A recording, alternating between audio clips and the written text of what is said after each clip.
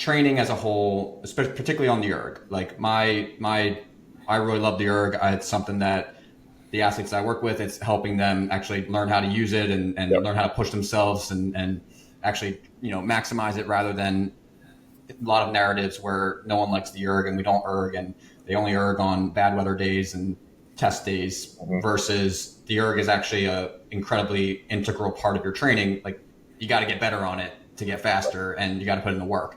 And a couple of things that when I first started coaching that I think stemmed from some of the things that you brought were just like no average split is something that my garage is now known for, where high school kids will walk in and immediately they'll try to put on average split. I'm like, take it off. Like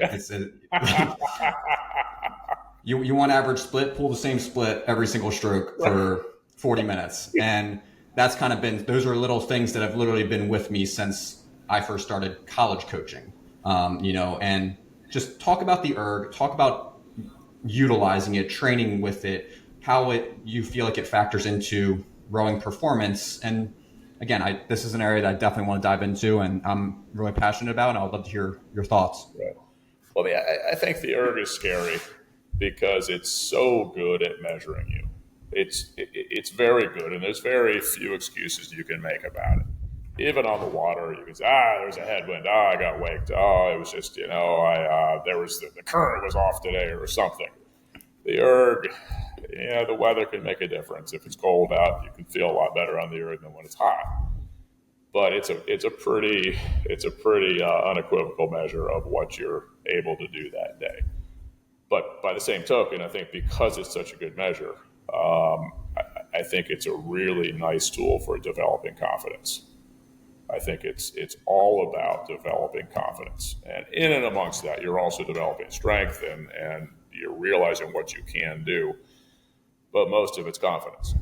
And if particularly if you ever let yourself get a little bit out of shape and then you're trying to get back in the first time you sit down on the erg, whatever you do on the erg feels like hell, right? It's just like, oh man, it's nowhere near what it used to feel like.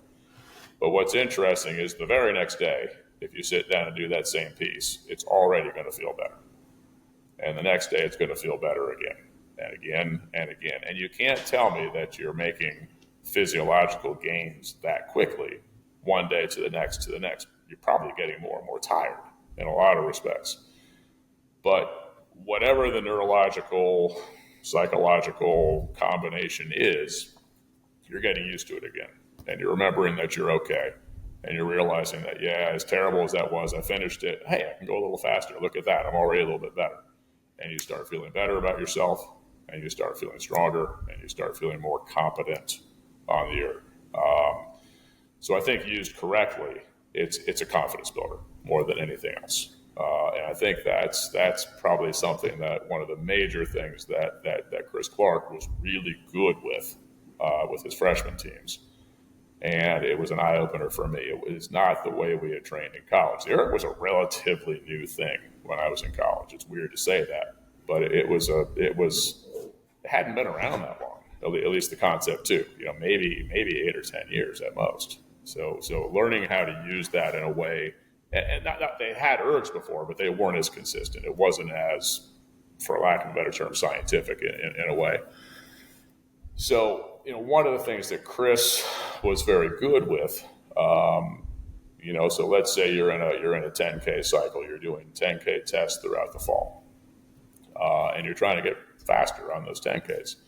Well, you don't necessarily just do 10K after 10K after 10K, but you work in and around the distance. So you might do, okay, let's do 2 by half an hour. That's pretty close to 10K. Let's see how it went. But I did 2 of them, right? It wasn't quite 10K, but I got close. I did 2. Holy shit, if I can do that, then can I take a step on my 10K? 10 by 5 minutes, 2 minutes rest. Again, very similar to 10K effort.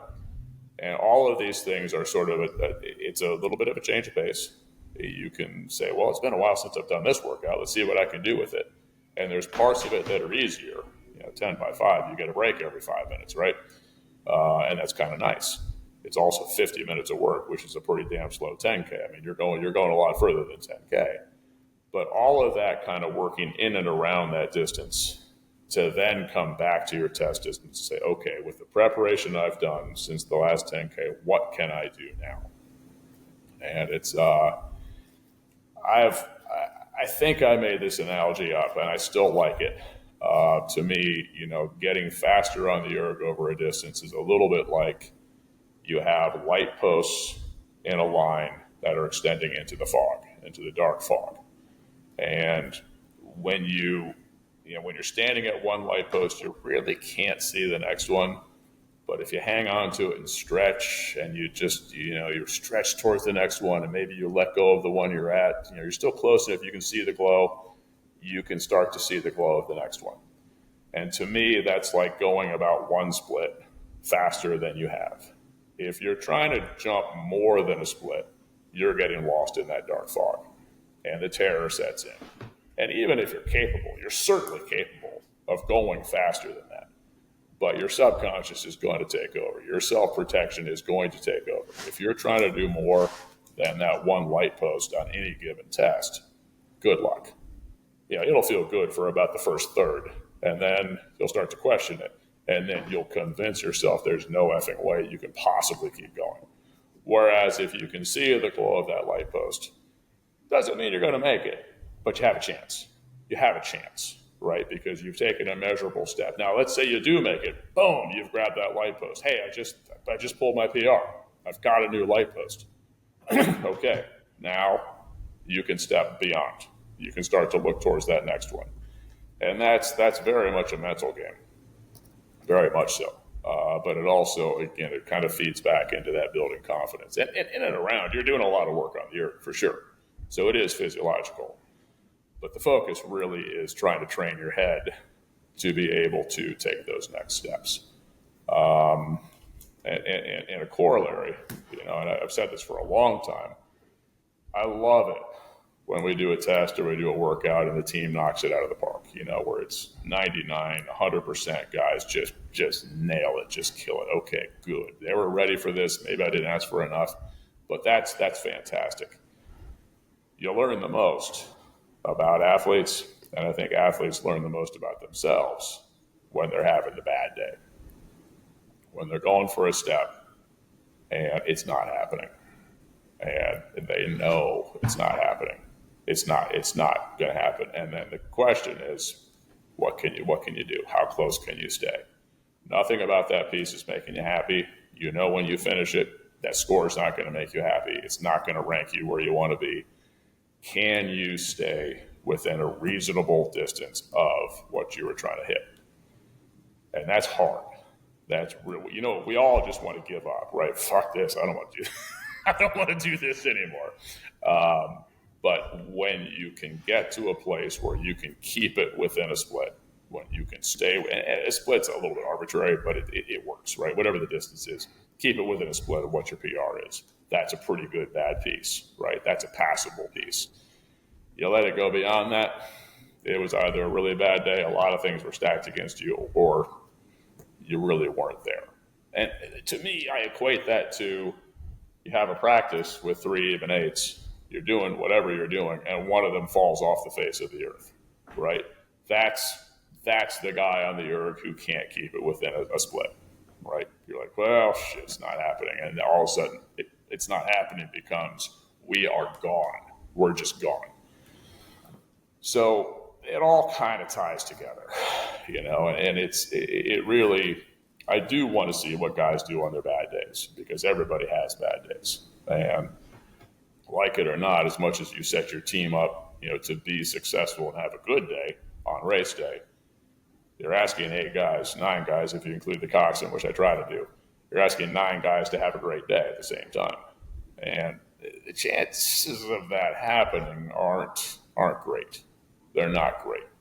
But if you know that they're either going to have a good day or they're going to have an okay day, you're going to be dangerous every single time, right? You're going to be close to what you are every single time. And call that toughness, call that training, call whatever you want. That's what you're looking for. You're looking for the guys that no matter what are going to keep giving that. And that's, some of the stuff that a lot of teams are now using with the telemetry and all that. I think that starts to give you that information in a way that and I haven't started using it yet. I would like to. I would like to know when a boat falls off the face of the earth. I would like to know who let it go first, or who did it start with, because you've been in boats like that where suddenly it just gets heavy. And it gets heavy, you're like, it tests you even more. Like, well, if we didn't have a chance before, now we really don't have a chance. So who cracks first, who cracks second, and who never cracks? Who's the tough, just ridiculously stupid person who never stops, right? And I would love to know that. I would love the guys in the boat to know that we're going to know that.